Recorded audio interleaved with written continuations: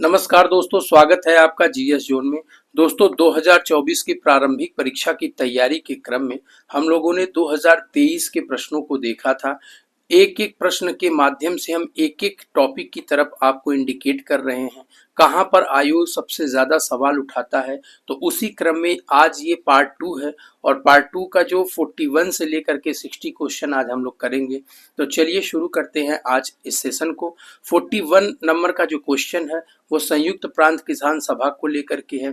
तो मैं आपको दोस्तों ये बोलूंगा, जितना भी 90वीं सेंचुरी अथवा 20वीं सेंचुरी या 19वीं शताब्दी या 20वीं शताब्दी के जितने भी किसान आंदोलन हुए हैं, जितने भी किसान संगठन बने हैं, उन सबको आप अच्छे से एक दो पेपर पे लिख लीजिएगा और उसमें आप उसको अच्छे से याद कर लीजिएगा।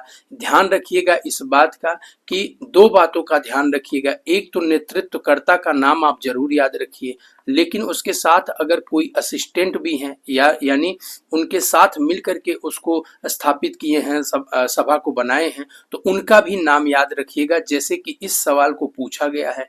दूसरा चीज ये है कि इसके वर्ष को यानी ईयर को जरूर याद रखिएगा, क्योंकि आयोग क्रोनोलॉजी के क्रम में सवाल पूछ देता है कि कौन कौन सा किसान आंदोलन किस क्रम में जो है बना था। तो यहाँ पर जो हम आपको बता रहे हैं तो वो देखिए, संयुक्त प्रांत किसान सभा का सवाल पूछा गया है। इंद्र नारायण द्विवेदी थे इसमें और साथ में थे आपके गौरी शंकर मिश्र और ट्रिपल एम यानी मदन मोहन मालवीय थे।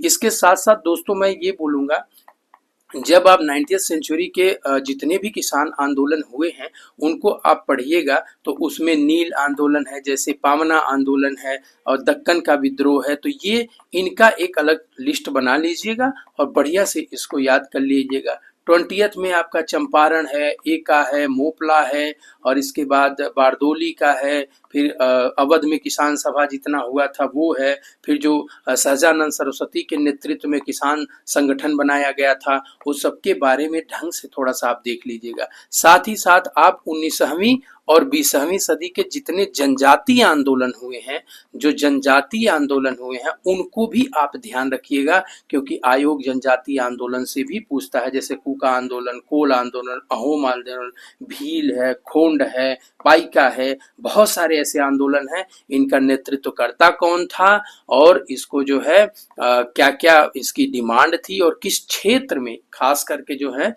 एरिया में। आप जैसे फराजी वगैरह आंदोलन आप देखेंगे ना, तो फकीर आंदोलन ये आपका बंगाल में चला था, तो ऐसे वो एरिया भी पूछ देगा, नेतृत्वकर्ता भी पूछ देगा। तो ठीक है, आप समझ पा रहे हैं कि मैं क्या इंडिकेट कर रहा हूं। तो इसको अच्छे से आप तैयार कर लीजिएगा, इस दो टॉपिक को जरूर अच्छे से तैयार कर लीजिएगा। दूसरा सवाल जो है वो ये है कि दिल्ली में वायसराय हार्डिंग के ऊपर कौन बम फेंका। तो मैं आपको एक बात बोलूंगा कि जो हमारा क्रांतिकारी आंदोलन हुआ है, क्रांतिकारी आंदोलन हुआ है वो दो चरण में हुआ है। पहला चरण जो था वो 1900 से लेके 1914 के बीच में था और दूसरा जो था वो 1924 से लेकर के 1931 के चरण में था। तो इन दोनों ही चरण में जो जो क्रांतिकारी घटनाएं हुई हैं, ठीक है, जो इंसिडेंट हुए हैं वो प्लस यहाँ पर जो इसके नेतृत्वकर्ता थे, जो मेन में लीडर थे, उनका नाम आप याद रखिएगा। साथ ही साथ यहाँ पर भी जैसे HSRA आपका बना था, HRA बना था, हिंदुस्तान सोशल रिपब्लिक एसोसिएशन, इसके जो लीडर थे सचिन सन्याल थे, भगत सिंह थे, चंद्रशेखर आजाद थे, सारे लोग थे। तो इन लोगों के बारे में थोड़ा सा ये आप पढ़ लीजिएगा ढंग से। और घटनाएं जो हुई हैं, जैसे काकोरी कांड जो आपका हो गया था और ये सब चटगांव का जो विद्रोह मतलब आर्मरी लूट हुई थी वो उनके नेतृत्व में हुई थी, क्या नाम था उनका, सूर्यसेन जी के नेतृत्व में। तो ये आप याद कर लीजिएगा क्रांतिकारी। साथ ही साथ इसकी जो पत्रिकाएं हैं, जो मेन फेमस पत्रिकाएं हैं, जैसे गदर आंदोलन भी था और गदर पत्रिका भी थी, संध्या पत्रिका थी और वंदे भारत जो इनकी थी, क्या नाम है, अरविंद जी की थी। तो इन लोगों को याद कर लीजिएगा, ये पत्रिकाएं भी आप याद कर लीजिएगा। ठीक है, तीसरे सवाल की तरफ चलते हैं दोस्तों। तो ये अधिनियम पूछा है तो मैंने आपको फर्स्ट वीडियो में भी बताया था कि जब आप इसको आप बेयर एक्ट में भी बेयर एक्ट स्पेक्ट्रम में भी पा जाएंगे और आप इसको लक्ष्मीकांत में भी पा जाएंगे कि जितने चार्टर एक्ट थे और जितने अधिनियम आए थे उनके अंदर क्या क्या मेन मेन प्रोविजन किया था, वो आप याद रखिएगा। आयोग ऐसे सवाल हर बार एक सवाल ऐसा जरूर पूछता है कि अधिनियम के अंदर के क्या क्या व्यवस्थाएं थी, तो वो सवाल पूछ लेता है, तो आप इसको अच्छे से देख लीजिएगा। जैसे मान लीजिए 1919 का अधिनियम था, इसमें द्वैध शासन के राज्यों में आया था। ठीक है, यहाँ ये सवाल पूछ 1909 में जो है सांप्रदायिक सांप्रदायिक तरीके से वोटिंग का जो राइट मिला था मुसलमानों को, वो है इसमें देख लीजिएगा। बहुत सारे ऐसे एक्ट आए हुए थे, उनमें मेन मेन प्रोविजन आप अच्छे से देख लीजिएगा। ये दिया हुआ है, आराम से देखिएगा। ईवी रामास्वामी नायर जो है वो असहयोग आंदोलन से हिस्सा, 25 में कांग्रेस छोड़ दिया। तो देखिए बिल्कुल दोनों स्टेटमेंट सही हैं। तो ये ऐसी जो पर्सनालिटीज है ना, वो आपको स्पेक्ट्रम के बैक साइड में जितने भी पर्सनालिटी दे रखी हैं और उनका किस आंदोलन से जो है वो संबंध है, वो भी वहां पर पूछा दिया हुआ है। तो वो आप अच्छे से याद कर लीजिएगा और वहां से आपका हर बार एक दो पर्सनालिटी को लेकर के सवाल पूछ देता है। तो वहां से आप इच्छे ई रामास्वामी जो थे वो केरल में जो है एक विद्रोह, वायकॉम विद्रोह क्या हुआ था और एक मंदिर प्रवेश को लेकर के कुछ बवाल हुआ था, तो उससे संबंधित ये थे। तो वहां से आप अच्छे से याद कर लीजिएगा। ठीक है। नेताजी सुभाष चंद्र बोस, आजाद हिंद फौज के बारे में रेंडमली 1-2 साल पे सवाल आयोग पूछता रहता है। आजाद हिंद फौज क्या है कि एक्सटर्नल फोर्स के तौर पे भारत की आज़ादी के लिए इन्होंने सुभाष चंद्र बोस ने अपना काम किया था। तो आजाद हिंद फौज कब बनी, किसका मानस पुत्र था, किसने बनाया, ये सब सवाल जो है आपको घटना चक्र में दिया है। उसका मेन मेन जो डेट है वो भी आप अच्छे से याद कर लीजिएगा। ठीक है। और इसमें इन्होंने रेजिमेंट बनाया था, रानी झांसी रेजिमेंट जो है ये अंडमान निकोबार के एरिया में ज्यादा एक्टिव थी। इसके साथ उन्होंने गांधी रेजिमेंट, जवाहर रेजिमेंट, ये सब उन्होंने बनाया था। तो आप थोड़ा सा इसको अच्छे से ध्यान से पढ़ लीजिएगा। खास करके 1942 से लेके 1946 की जो घटनाएं हैं वो आप 4-5 साल की घटनाएं बहुत सारी हैं, उनको अच्छे से आप याद कर लीजिएगा। यहाँ से सवाल हर बार बनाए जाते हैं। ठीक है।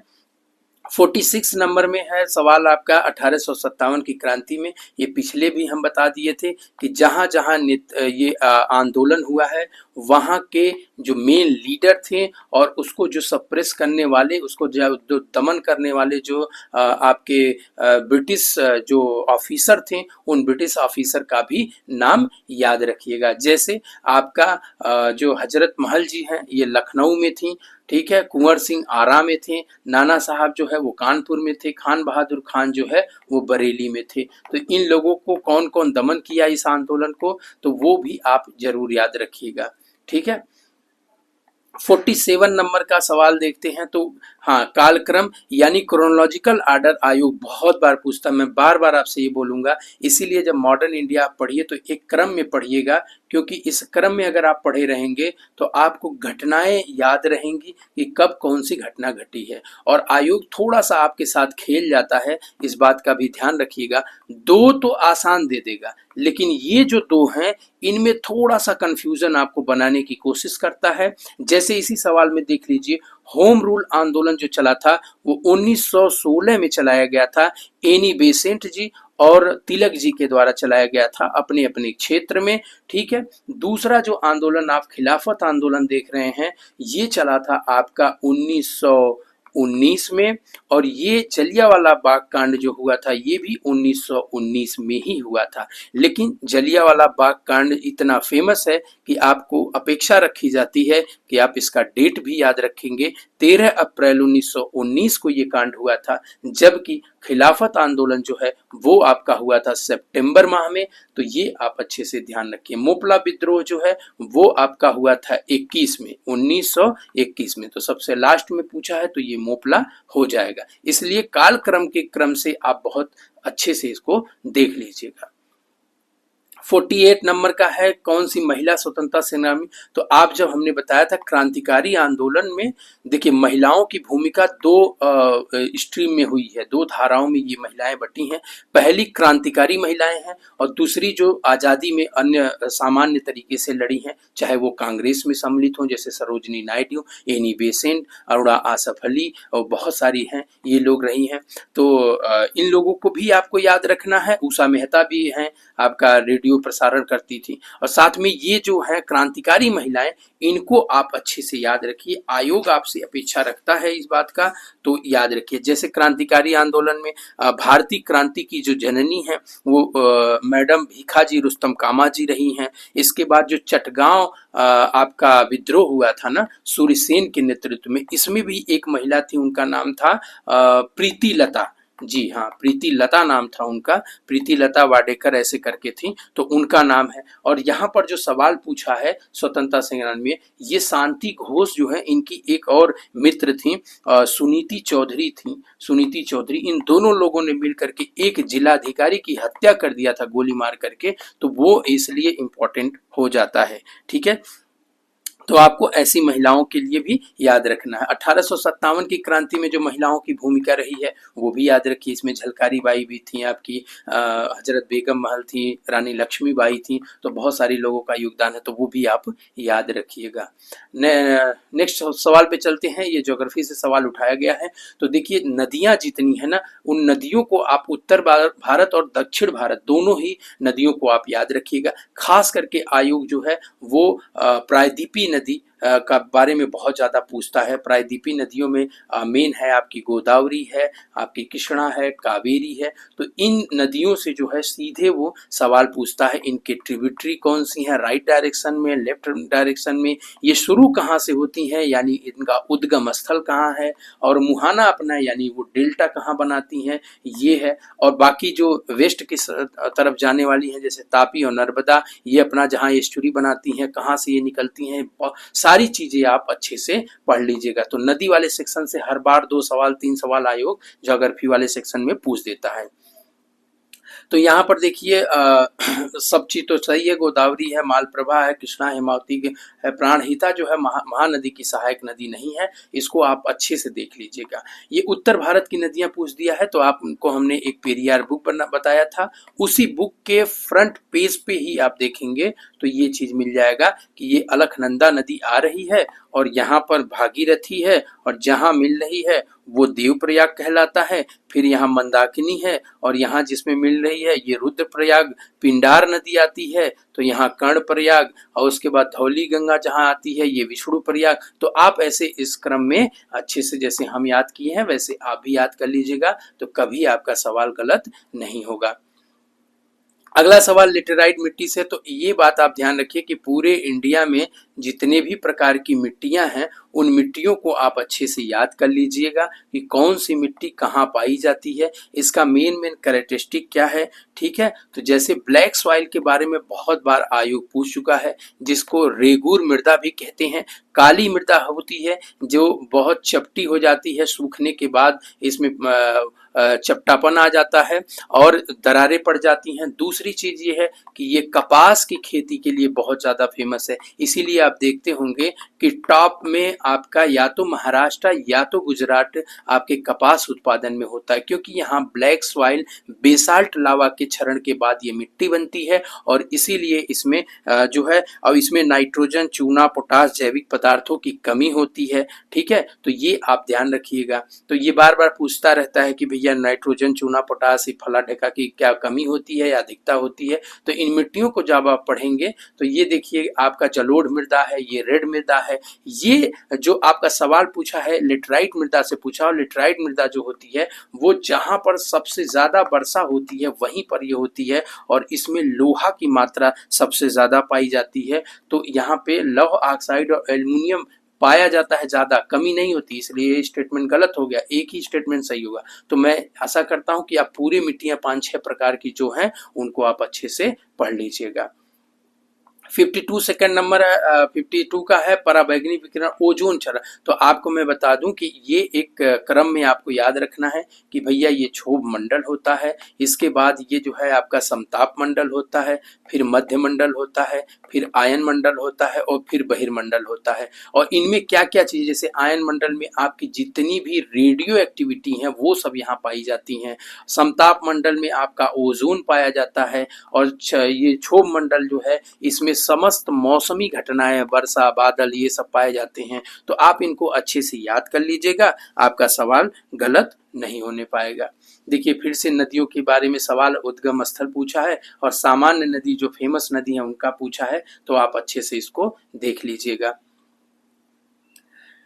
यहाँ पे मानसून इंडिया का जो क्लाइमेट है वो आप एक चैप्टर है उसको आप पढ़ लीजिएगा, तो ये ऐसे सवाल आप आसानी से कर लेंगे, क्योंकि जो दक्षिण पश्चिम मानसून आता है वो दो भागों में डिवाइड हो जाता है, एक अरब सागर में चला जाता है, एक बंगाल की खाड़ी में चला जाता है। तो जो ऐसे निकल जाता है, ये वाला जो तमिलनाडु का एरिया है, यहाँ वर्षा इस दक्षिण पश्चिम मानसून से नहीं हो पाती है। बाद में जब लौटता हुआ मानसून होता है तो वहां पर ये ज्यादा वर्षा कराती है। इसीलिए हम लोग देखते हैं, सुनते हैं कि चेन्नई में बाढ़ आ गई, कब, वो भी अक्टूबर नवंबर के माह में। तो ठीक है, तो आप इसको जब क्लाइमेट पढ़ेंगे ना तो वहां पे आप पूरी बात समझ पाएंगे, तो उसको अच्छे से आप देख लीजिएगा। यहाँ दोनों स्टेटमेंट सही हैं और व्याख्या करता है, तो आप क्लाइमेट को, इंडिया के क्लाइमेट को लगभग 1-2 साल के अंतराल पे क्लाइमेट से सवाल इंडिया के पूछ देता है आयु।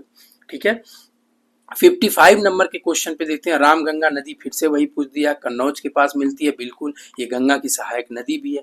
बेतवा नदी प्रयागराज में नहीं मिलती है। देखिए यमुना नदी जो है वो गंगा की सहायक नदी है, जब आप पढ़ेंगे इसमें चंबल है, सिंध है, बेतवा है और केन है। ठीक है, ये नदियां हैं, जा करके ये नदी जा करके यहाँ मिलती है, न कि जो है आपकी गंगा नदी में यमुना जा करके मिलती है, न कि जो ये सवाल पूछा हुआ है ये गलत सवाल पूछा है।